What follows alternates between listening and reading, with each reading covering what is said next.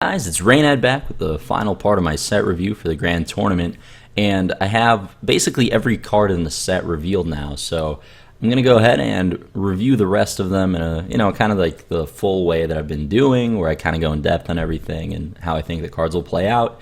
And I'm probably going to chop it up into two pieces, and then after that make another video, like a shorter one, which is just kind of like a summary of what I think the metagame will kind of look like, and kind of talk more about big picture stuff rather than individual cards. So recommend you guys check out all three of those videos. And alright, let's get started. So for Druid, since the last review I did, I think Astral Communion got revealed. So it's a 4-mana spell. It says gain 10 mana crystals and discard your hand. And this is a card that's really like one of the more unique and powerful effects that they've ever made. And the first time I saw it, I actually thought it was a Warlock card, probably because the picture's purple. And a Warlock's actually pretty phenomenal, but in Druid, this card is a lot harder to make work, I think. Like, the effect is so powerful and swingy that I feel like this is a card they would definitely test a lot of games with, and they wouldn't print lightly. Like, they would make sure that they do their research, they play a million games with it, make sure that there's nothing broken you can do with it. So I feel like, as interesting of a card as it is, if Blizzard R&D did their job correctly, the card should probably be unplayable. I don't think there will be like a middle ground where it's like decent. This is the kind of card that's either just beyond broken or just unplayable. So let's talk about like the kind of deck that you would play it in. Basically, you want to play Astral Communion as soon as possible, and then once you do, you're left with 10 mana, no cards in hand, so all of your draws have to be live. So you want to be playing cards that kind of use up 10 mana.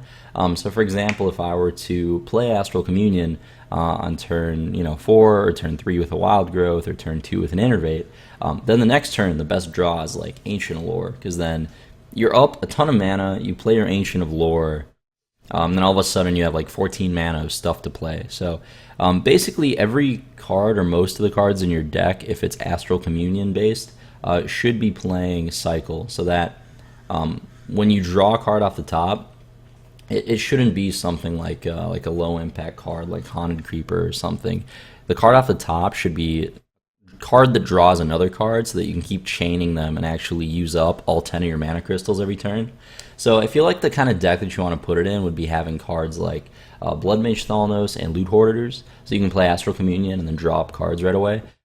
You want to be playing like Gnomish Inventors, Ancient Allure, Azure Drake. The thing about cards like Loot Hoarder is that they're very good before you play the Astral Communion, if they live, but after the Astral Communion, they're not exactly cards you want to draw. If I have 10 mana, I don't want to draw Loot Hoarder. So I'm not sure if those cards will be ideal. It might be better to play stuff like Novice Engineer, honestly, but even that's just like kind of weak. So I'm not exactly sure what the best type of way to build the deck is.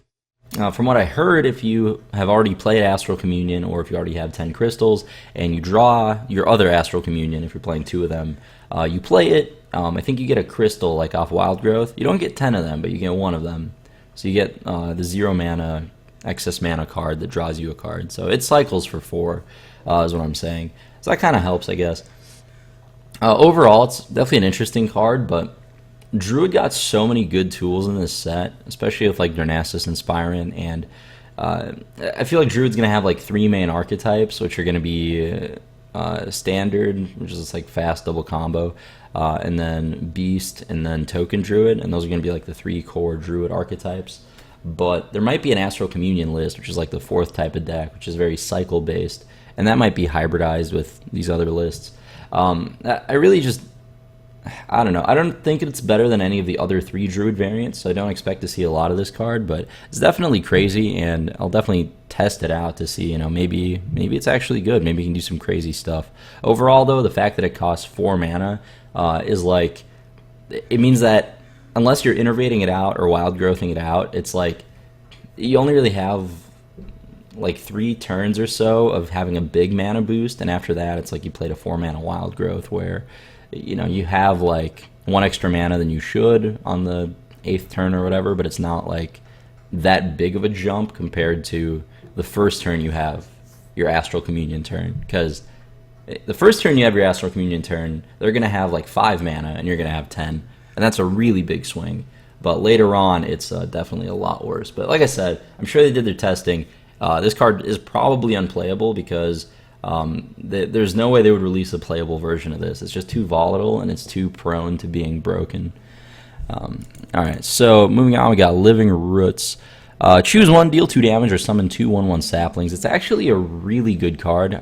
Summoning 2 1/1 saplings for 1 mana is kind of ridiculous if you think about it. Like, I think that as more cards get released, the metagame is going to speed up just inevitably because decks become more efficient. They start to play lower curve cards. Every deck starts to have a really good curve. You see this in Magic a lot, where even the control decks, the oldest format, Vintage, their most expensive card is usually like 4 mana, at least as far as cards that you can expect to actually play from your hand go. So I feel like Living Roots is one of those newer cards that's going to give Druid like a turn 1 option, because playing something like Zombie Chow in a lot of cases is pretty weak. Living Roots is definitely like one of those cards that really supports the token Druid strategy. It's a deck that I like a lot personally. I played a lot of Soul of the Forest variants, Power of the Wild, that kind of stuff. It's a very strong effect, just generating a ton of dudes. On top of that, I feel like Gormok the Impaler will be... I'll talk about it later, but I think it might be like the new Dr. Boom of the set, sort of, in that it is played in like 50% of decks. It's not a card that many people are excited about or talking about, but it's actually like pretty nutty. I've kind of I've been experimenting with the more niche type of decks before the expansion comes out this past week, and I've kind of been playing a lot of Echoing Ooze, Cult Master type of token decks.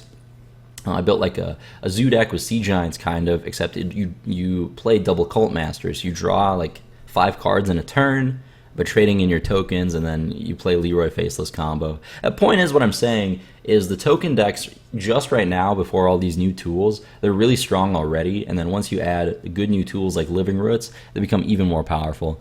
Because honestly, in Hearthstone, it is just really tough to deal with a ton of dudes.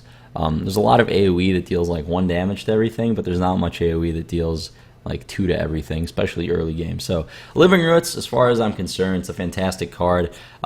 Is a 1 mana, is like Arcane Shot or Holy Smite a broken card? No, it's a good card. It's a card that's playable in decks. Like Priest plays Holy Smite, Hunter used to play Arcane Shot. Hunter will be playing Arcane Shot with Lock and Load again.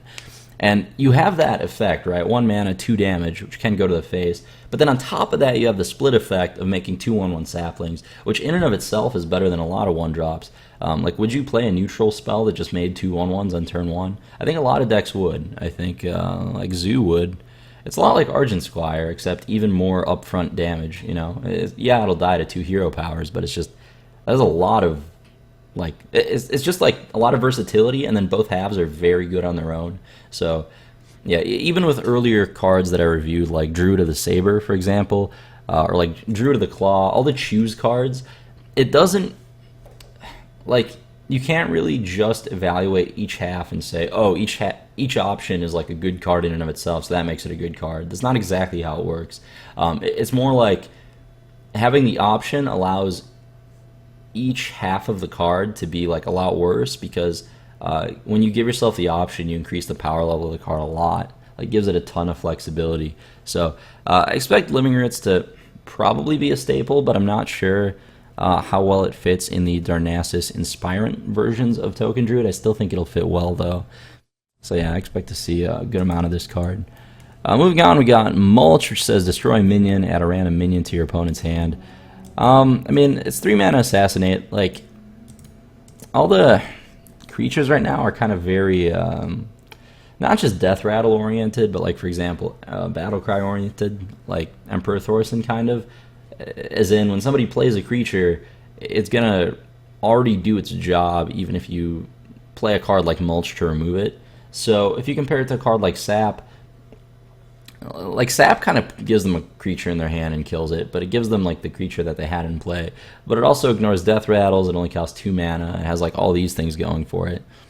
Mulch, I feel like, yeah, Druid's a class that wants removal, but I'd rather just play like more proactive cards in the deck. I'd rather just be curving out with my Darnassus Inspirant list. I'd rather be spamming beasts on the table. I would rather be spamming tokens with Living Roots and then like playing Soul of the Forest. There's so many better things to be doing with your mana and your cards that I just don't see like 3 mana destroy a minion being that strong moving forward, especially because like I said, every deck's curve I think is actually going to lower. And yeah, this is something I'll talk about in that third video where I talk about how the metagame will change. I actually think Inspire conflicts with Joust in a lot of ways. I think that Joust is trying to encourage like expensive cards to get played, which would make a card like Mulch very good. But I feel like Inspire is stronger and better executed, and Inspire is actually going to encourage lower curves in control decks, and so that you can use your hero power as a mana sink in the late game to actually give you like pseudo card advantage and pseudo late game. Anyway, moving on from Mulch. So, yeah, basically, like, you know, I don't expect this to see too much play, but if there are a lot of minions that are good to kill with this kind of effect, as in minions that don't really have death rattle and stuff, then I could see Mulch being played a lot. Also, I'm pretty sure it's great in the mirror. Moving on, we got Wild Walker. Battlecry, give a beast +3 health. I mean, this card's a lot worse than Houndmaster, and unlike Houndmaster, it's kind of like tougher to have early game beasts, I guess, with Druid. Like, you don't have Web Spinner, but you do have a couple new beast options. I guess you can have Power of the Wild, you can have Druid of the Saber, which I think the stealth one's a beast, I'm guessing. I don't know. I guess you have the 3-mana beast too. The point is, when you're giving cheap minions health, it's not usually as good as giving them like +2/+2 like Houndmaster does, because the cheap minions don't have a lot of attack already, so giving them health is just going to help them be good against other cheap minions. If this gave them power, then you would be able to trade your cheap dudes up into bigger creatures, which would be better. Health is better to give to expensive minions that already have a lot of attack. But yeah, basically what I'm saying is the buff is worse than it is on Houndmaster. It does have 1 extra health, but I don't think the difference between 3 and 4 is that big in Hearthstone compared to the difference between 4 and 5. So yeah, I expect Wild Walker to be experimented with in the Beast deck, but just like every other 4-mana card I review, it's like when you compare it to Piloted Shredder, it is just very underwhelming, even in a beast-oriented deck. And one of the weaknesses of the beast deck that I've seen is that it wants you to play a lot of beasts, but then like the cards that benefit from the beasts being played, like this Wild Walker card, it's not a beast itself. So it's tough to like get the right balance of beasts versus cards that benefit from having beasts. Knight of the Wild is the next one. So when you summon a beast, reduce the cost of this card by 1. So when it says summon, I guess it can't say play, obviously, because Druid of the Claw is not a beast when you like play it, but then both halves of it are a beast once they're out there. So I'm not exactly sure how this works. I mean, I'm assuming it works with Power of the Wild. I'm not 100% though. Either way, it's a definitely interesting card. Like, I think this is good in a beast-oriented deck, obviously, but this is like the kind of card that would actually excite me to play a beast-oriented Druid if there were more of them. The fact that there's just one of it, and it's like you're not going to draw it every game. It kind of has to sit in your hand to get the reduction, I think. Then I don't think it's that strong. I guess it's strong, but I don't think it's enough to get me to play Beast Druid. I do think that if I'm misunderstanding this, and the cost gets reduced while it's in your deck rather than in your hand, then it gets way better, obviously. But I don't think that's how it works. Alright, moving forward, we got Acid Maw. This is one of the 2 new Hunter legendaries that got revealed. 7 mana 4/2, whenever another minion takes damage, destroy it. The stats suck, the mana cost is prohibitive. You want to combo it with things, but you need like even more than 7 mana to combo it with things. Like Unleash the Hounds, obviously. If you want to play it on curve, then for it to be good, like you have to have board control, or you have to have a bunch of little dudes. Which Hunter usually will have like no creatures turn 7, unless you're already winning anyway. If a card's only good when you're already winning, it's not good, basically. The best kinds of cards are good when you're behind as well. So Acid Maw is like, for it to be good, they have to have a big minion. You have to have little minions, and then you have to have 7 mana, and it has to be your turn. It's just like a lot of conditions that have to be met for this to be good, and I don't think that this will see really any play. I think it's just pretty terrible. Dreadscale, on the other hand, this card's nuts. I'm pretty sure this will be kind of a staple in Hunter decks moving forward. If you're a Hunter main, I definitely recommend crafting this card because a 3-mana 4/2 is already like Jungle Panther type of stats. It is actually a beast. So it's like the stats are passable to begin with, but then the fact that at the end of your turn you deal 1 damage to all other minions, when you compare that to like Unleash the Hounds, yeah, it doesn't have like Knife Juggler synergy or whatever, but you know, like a lot of times when you play Unleash the Hounds, you deal 1 to all their stuff. I've played Hunter decks with Wild Pyromancer before. Like, this is just a really strong effect to tack onto a 3-mana 4/2 beast. Because that's like playable stats already, and then the fact that you just get to like wreck all the Leperno mirrors with it is pretty impressive.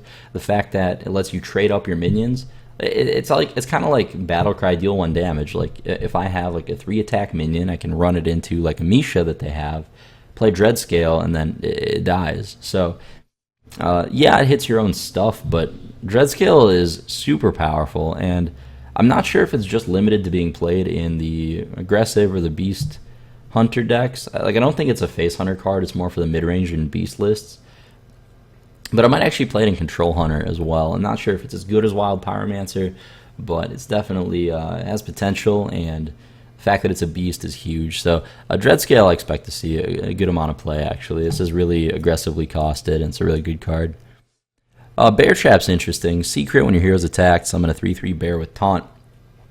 So yeah, if you play it, and then they trigger it, and you get your 3/3 beast, it was good. Yes, you got your Ironfur Grizzly for 2 mana. Those are good stats. Then it was a good card. When you're evaluating secrets, though, you kind of have to ask yourself how the games are going to play out with them, and like how easy is it to play around. Like, one of the things that makes Freezing Trap so good is that it's basically unconditional. Like, it's going to trigger on something, even if that value isn't going to be good and you're going to return like a Spectral Spider. It's still triggered. Like, your secret's never going to rot in play, kind of like Snake Trap does, for example, where the second they identify it's Snake Trap, it's most games it's never going to get triggered until they have the AoE for it that turn. So with Bear Trap, the way I imagine these games playing out is you'd probably play it in a deck with Snake Trap, so that they, if they want to play around Bear Trap, they play into Snake Trap, and if they want to play around Snake Trap, they play into Bear Trap. You know, you kind of want to like make them have a 50-50 every time on these secrets. You don't want it to be possible to play around all your secrets every time. So in a deck with Snake Trap, it seems pretty strong. I expect to play this in my Lock and Load deck, I think, just as like a spell creature, because like you want taunts, you want some minions, and this gives you like a cheap spell that draws you a card off Lock and Load, but it also helps keep you alive up to that point. And is definitely a strong card, and yeah, I mean, you know, expect this to do some damage off of Mad Scientist. I think that overall, like I said, I think it'll be played with Snake Trap mostly. It's also interesting with Explosive. Like, most of the time to play around Freezing Trap, you want to attack with your smallest power minion. So if you attack with your smallest power minion, and then they make the Bear Trap, it's like sometimes you're forced to kill the taunt at that point. So the Bear Trap might actually interrupt your trading, and it might make you just not be able to effectively attack with like 2 creatures in a turn. I think that it's definitely a card you have to keep in mind when you're playing against Hunter from now on, and I definitely expect it to see play. Like, it's costed aggressively enough. I think this is definitely a playable trap. So moving on to Ram Wrangler, 5/5 Battlecry. If you have a beast, summon a random beast. 5 mana is probably the most competitive slot in Hearthstone right now. I think that if you have a beast, something like Houndmaster is just going to outright win you the game most of the time. That only costs 4, whereas Ram Wrangler is like unplayable if you're not already winning the board with beasts. So that's a little disappointing. I feel like at a 5 mana slot, cards like Sludge Belcher and Lotheb are just so effective and so powerful all the time that it's not worth the drawback, I guess, of having not just a dead Ram Wrangler where you don't have a beast, but like when you have the beast and you summon garbage, like every single game I play this card, it's just going to probably piss me off after 2 games, and I'm just going to remove it from a deck. So I don't expect Wrangler to be played much, just because the other 5 drops are so good, and its effect is very volatile. I think you only get a good beast like 60% of the time, or 70%. That's just not really good enough. You know, even if you can get like the Dream, you get High Main. That's like a 1 in 25 scenario, and even then, like, how much better was that than just playing a High Main the next turn? Like, yeah, it was a lot better, but not like... You still played a ton of mana and you got a big beast. It's... most of the time the effect's going to be the same. Anyway, moving on to Stablemaster. Battlecry, give a friendly beast immune this turn. So immunity is just like... It's like giving a Divine Shield, I guess, but worse. Because with immunity, you're pretty much going to hit a creature, right? Because if your creature's immune and you hit face, it's no different. So you don't always want to trade with your beasts. Like, sometimes you do, definitely. As a mid-range hunter, but a lot of times you also want to just hit him in the face because you have a beast. So this thing's not a beast. Its stats are fine. You know, 3 mana 4/2 is fine, but the 3 mana slot is pretty competitive for hunter. The fact that it's not a beast itself is definitely an issue. I don't think it's that good. Like, you have to be winning the board. You have to have a minion. You have to have a beast in play. Then you have to get to attack with your beast, and you need to have a good trade for it where the immune matters. Because, like, if... I'm not going to use immune to, like, attack a Haunted Creeper with my 3/2. I'd rather just go face for 3. So, honestly, I think that, like, there's too many conditions that have to be met. Like, there has to be a good trade on board for you. You have to already have a beast.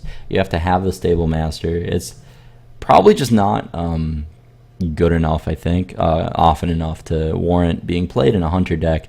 Because, you know, now that there's like 30% new cards or something added to the game, the bar is raised really high for how good a card has to be to actually make it into your deck in the first place. You know, a card either has to be very good or it has to fulfill a very specific role that no other card can. And I don't think that Stablemaster does that. Alright, so King's Zoellick, Battlecry, reveal a minion in each deck. If yours costs more, draw it. It's very aggressively costed. You know, Bloodfin Raptor, you draw a card maybe like 50% of the time, 40% of the time, depending on how you build your deck. Like I said, the Joust mechanic, you'll play Joust cards like King's Zoellick because you're kind of getting the Joust for free. It's not like, oh, if I lose this Joust, I lose the game, like the Paladin Turtle Jouster. It's more like you get it for free. So this is the kind of Joust card that would see play. I think that it is strong for sure. I mean, this is a card that's costed in a way that they really want it, like Beast Hunter to see play. Let's just get into it, though. Is it as good as Haunted Creeper? No. You don't have the Hunter's Mark synergy. You don't have the stickiness. It's just not as good early game. Haunted Creeper is more consistent overall. I feel like King's Zoellick is, so it's not better than Haunted Creeper. Is it better than Knife Juggler? No, because Knife Juggler also kind of core. You need it to give you the Unleash value. The card's still not nerfed for some reason, even though it's literally in every aggro deck, and I hate it so much. Anyway, it's not better than Knife Juggler. It's not better than Haunted Creeper. Is it better than Mad Scientist? No. Mad Scientist is still like the best 2-drop in the game. Darnassus Inspire is probably like the second best or something. So it's not better than Mad Scientist. And those are like the 3 drops you're playing anyway. And then on top of those 2 mana cards, you're also going to want to play, like, you have to play some amount of secrets for your Mad Scientist. So then sometimes you want to just play your secret from your hand that you naturally drew. Like, is it better to play King's Zoellick or play a Bear Trap from your hand? I don't know. So I think, like, just how competitive the 2 mana slot is going to make this maybe not see too much play. But Houndmaster is just an absolutely absurd card. It's enough to encourage you to play a few more beasts in your hunter deck, but the cards individually have to be really good on their own, I think, to make a optimal hunter deck. So King's Zoellick, even though it's very, very, very good, I don't think it'll see as much play as a card that's this good should, just because there are so many competitive 2 mana cards for hunter already. Moving on to Powershot, deal 2 damage to a minion and the minions next to it. This card's pretty good. The card I compare it to is just Consecration. For 1 less mana, it's very similar. It looks awesome. Like, I expect to play this in my lock and load deck. You know, deal with the little minions with like Powershot and stuff. Deal with the big minions using Hunter's Mark and Freezing Trap maybe. So yeah, I expect Powershot to be played in the lock and load deck, but outside of that, in the mid-rangey and aggressive Hunter decks, I don't think it'll see play. Like, maybe it'll be played in the mid-range one, but only if the metagame has a lot of 3/2s that are very popular. Yeah. So moving on to Mage, we got Arcane Blast. Deal 2 damage to a minion. Can't go face, only minion. This spell gets double bonus from spell damage. So, Arcane Shot, like I said, very playable card. A lot better in decks that lack early game removal, like Priest, which is why Priest plays Holy Smite. It also wants the spell to combo with Pyromancer. But Arcane Shot is like so good because you can go to the face in an aggressive deck. And Mage, for the most part, is pretty aggressive with a lot of its lists. So the fact that Arcane Blast can't hit face is actually a really big drawback. It makes the card a lot worse.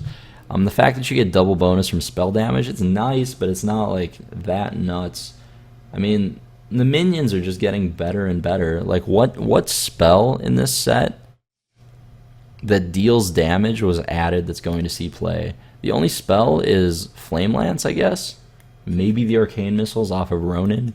But basically, like, what I'm saying is there haven't been new damage-based cheap cards outside of Arcane Blast that make you want to play spell damage minions.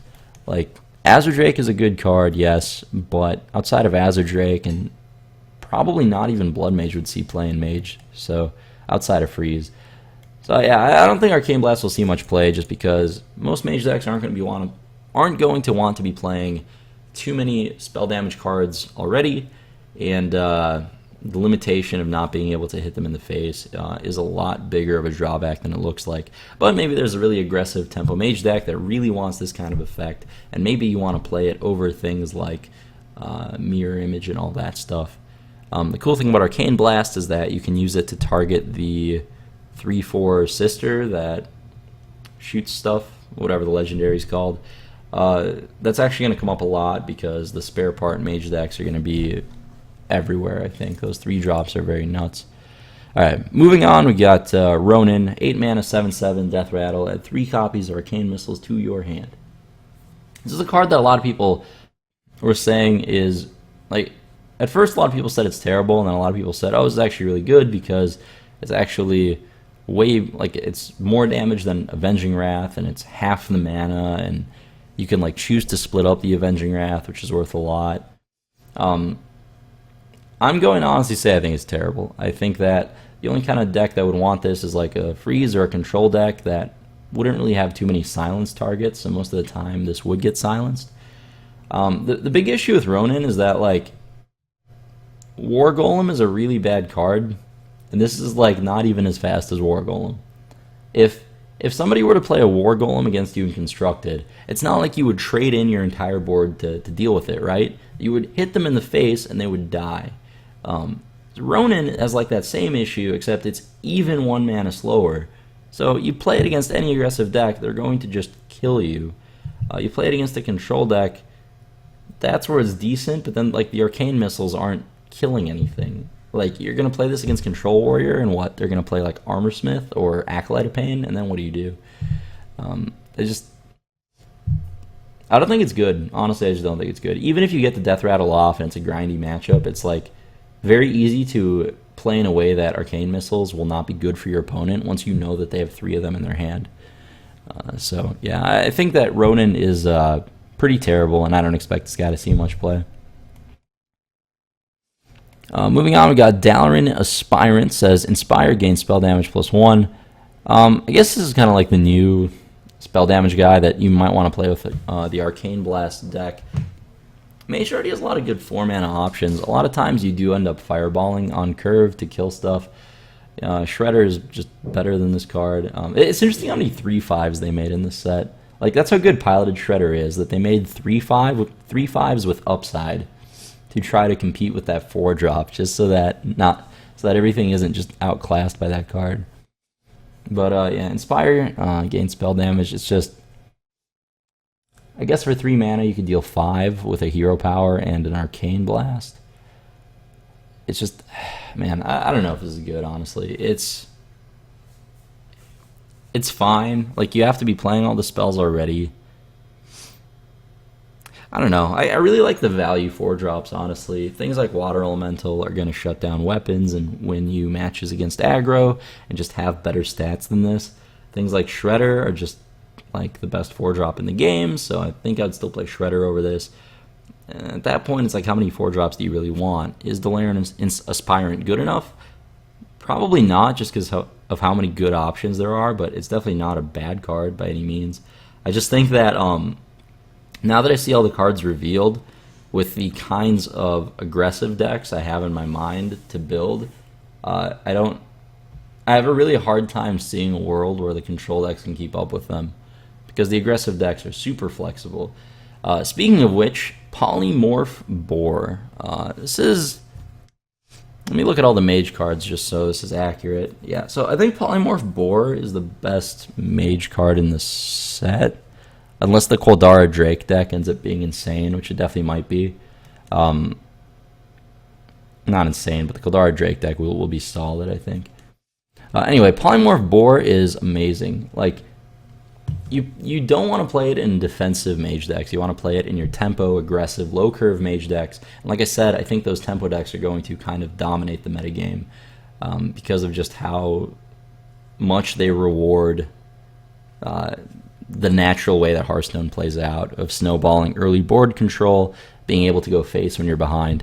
Polymorph Bore is an amazing card. Like, if your opponent plays Sludge Belcher to try to not die, you just kill them. It's not, you don't even have to trade into it with your Mad Scientist, which is something that's going to be very common in your mage deck. But you could just ignore it if you're the aggressive deck, hit them in the face, and like play another minion because it only costs 3. It's amazing at getting through big taunts. It kills like mountain giants. On top of that, you get those games where you lose the board control a little bit earlier than you wanted to, and you're short on damage, and all of a sudden your removal spell that's meant to take out Sludge Belchers, all of a sudden it kills them. Because you like play your Mana Worm and you bore it, and you just hit them for 4 and they're dead. It just gives you one more burn spell, it gives you one more removal spell. Both halves of this card are very like reasonably costed. Like, if I'm targeting their minion for this effect, it's fine. If I'm targeting my minion, it's fine. The two effects are so different that it just gives you like so many options. Like, it's just grossly different options. A card like Druid of the Saber, whatever, like the 2-drop shapeshift card. Yeah, Druid of the Saber. Like, that card, you're getting a 2-mana idiot either way. But Polymorph Bore acts very differently based on whose minion you use it on, theirs or yours.